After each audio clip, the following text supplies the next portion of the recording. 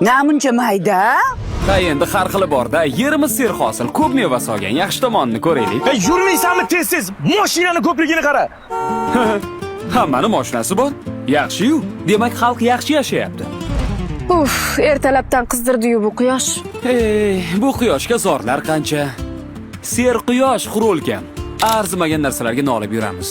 Bugunning shukurini keltirish uchun vaqti bilan avvalgi davr haqida aytish kerak. Gazeta chetidagi bo'sh joyga nechta satr sig'adi deb o'ylaysiz? Oybek Qutlug'qonni ilk qismlarini shunaqa joyga yozgan, lekin nolamagan.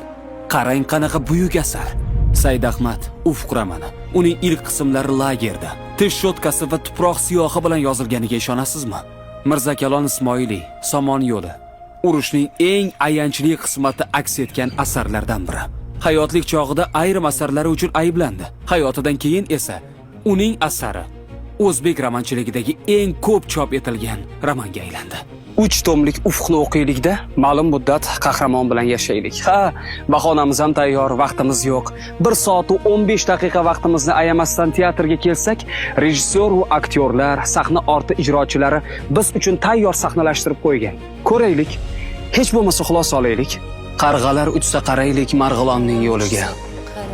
Bu qo'shiq aslida ham raqsbob qo'shiq bo'lganida qaniydi?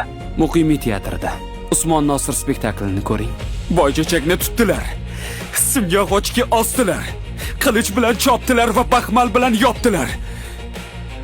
Bu satrlar Boychechak haqida emas ekan.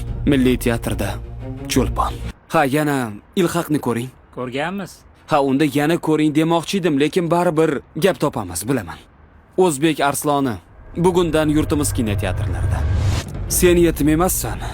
Uni ilhomi. Ikkinchi jahon urushi paytida qarovsiz qolgan bolalarni Mahkamovlar familiyasi ostida birlashtirgan bu oila esa tarixga muhrlandi.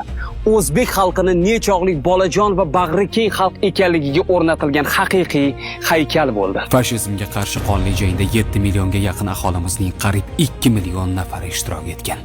Shundan 540 mingga yaqini halok bo'lgan.